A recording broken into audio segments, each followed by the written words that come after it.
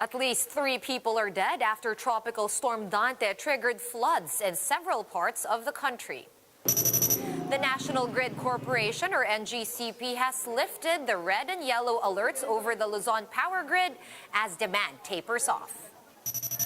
The World Health Organization's emergency use approval of Sinovac's COVID-19 jab is expected to boost vaccine confidence among Filipinos. Kiefer stint at the Japan B-League is hanging in the balance because of his existing contract with the PBA. And in lighter news, this newly opened sky pool in London is giving nightmares to internet people who are not a fan of heights.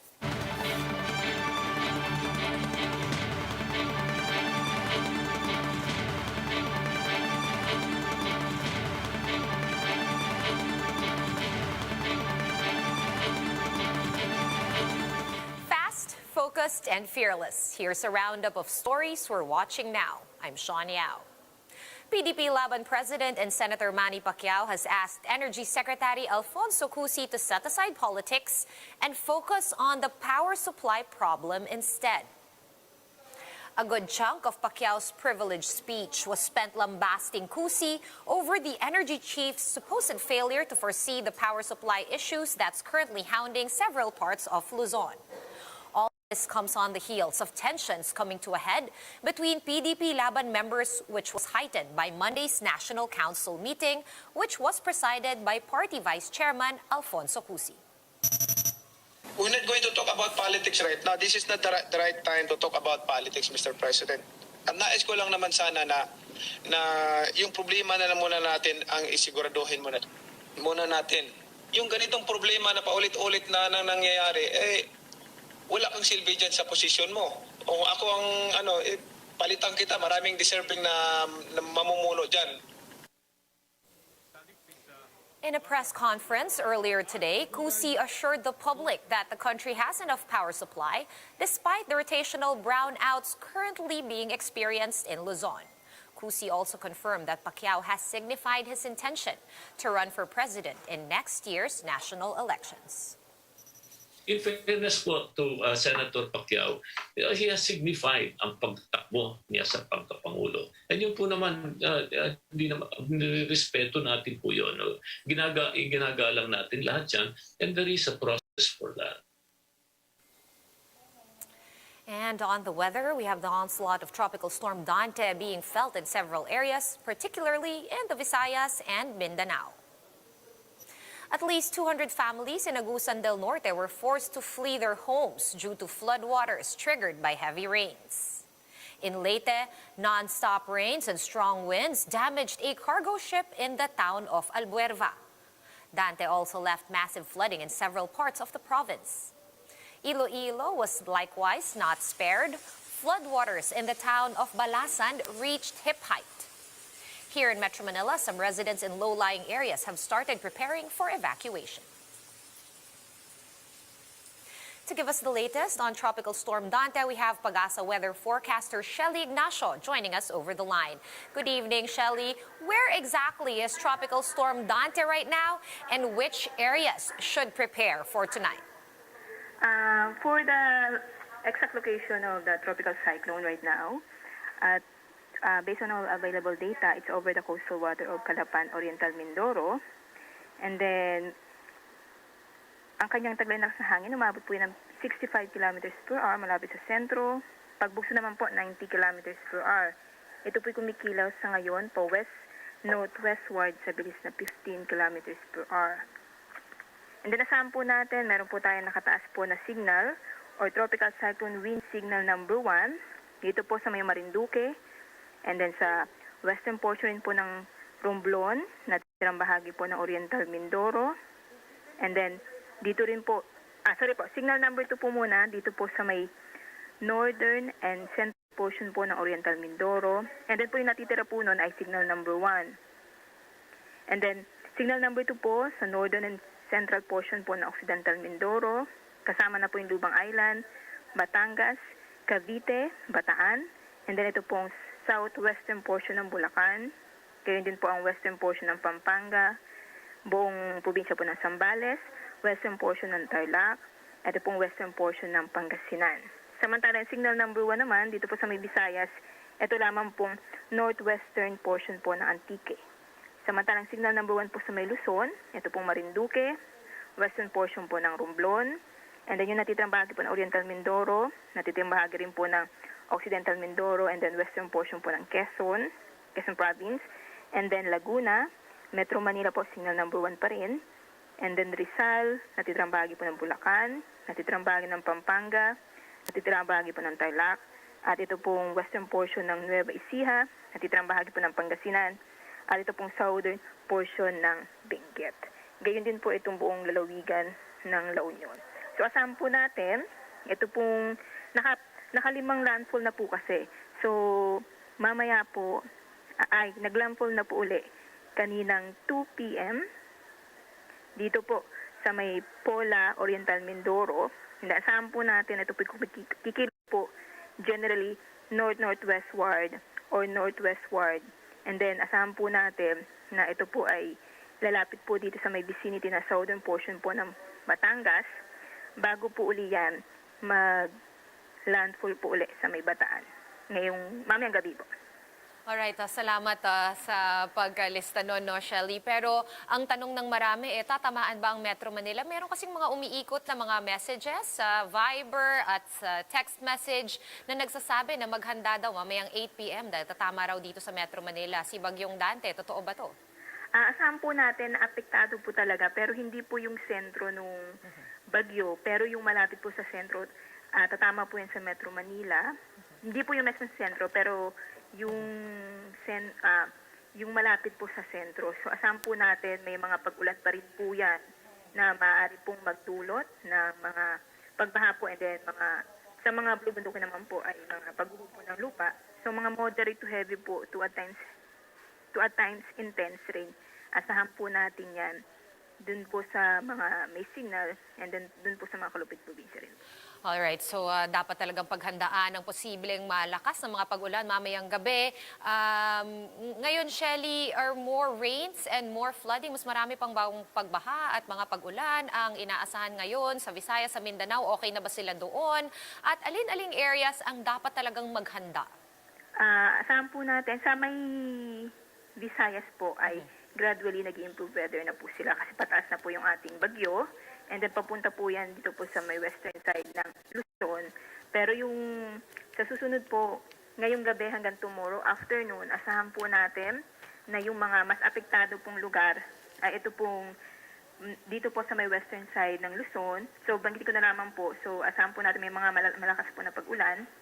Dito po sa may Cavite, sa may Batangas, Romblon, Marinduque, Occidental Mindoro, Oriental Mindoro, Bataan, Zambales, and Pangisan, which is yung nasa western side po ng ating Luzon. All right. Thank you so much for explaining all that. So be warned, everyone in the western portions of Luzon, for heavy rains tonight. Thank you so much. Maraming salamat sa mga updates. Pag-asa weather forecaster, Shelly Ignacio. In other news, the Philippine Statistics Authority, or PSA, has conducted a trial run for the Mega National ID Registration site in Parañaque. Mobile journalist Jacob Lazaro gives us a front seat to the story.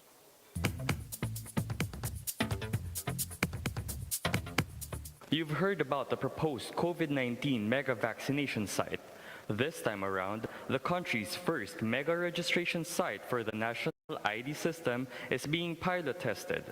With 15 registration booths, the Philippine Statistics Authority says that the mega site in Ayala Mall's Manila Bay in Parañaque City can handle 750 registrants per day.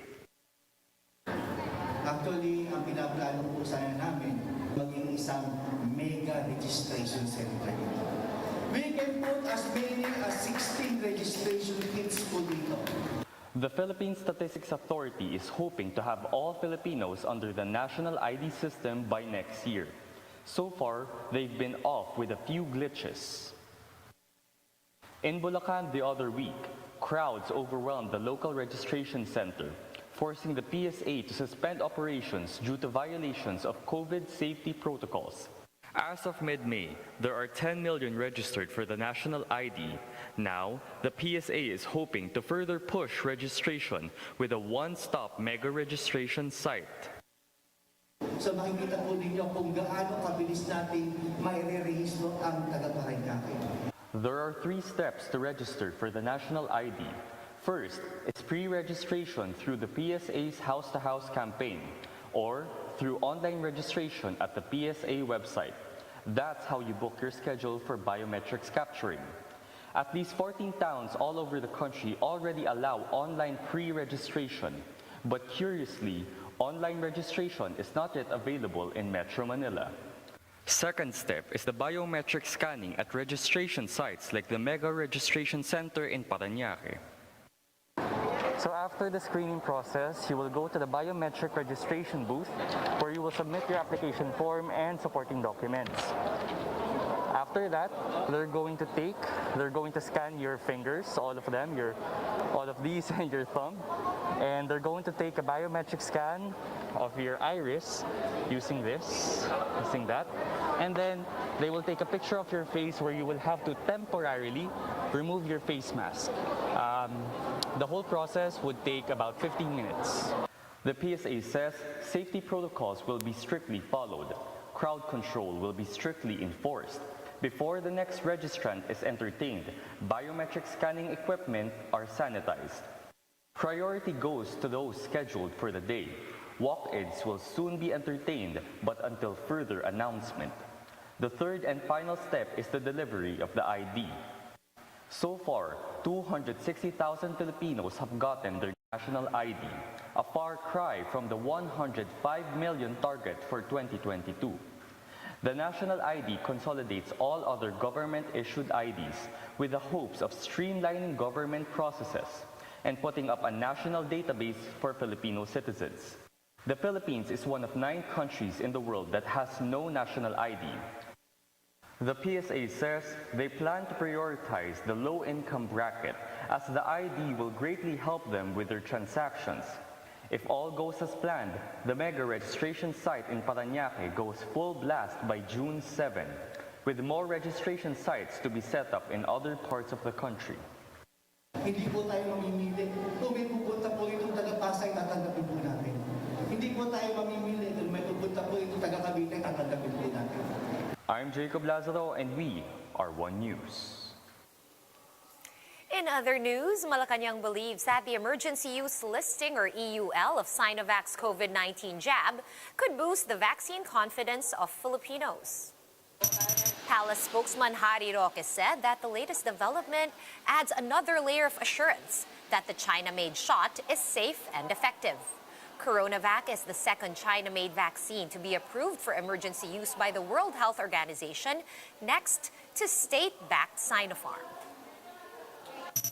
Nagagalak po ako sa balitang yan dahil yan po ay siguradong makaka-boost ng kumpiyansa sa bakuna dahil nadagdagan po yung mga institusyon na nagsabi na ligtas at epektibo ang Sinovac na pinakamaraming ginagamit natin sa Pilipinas. Special advisor to the IATF, Ted Herbosa, also believes that this development will help address vaccine choosiness among Filipinos.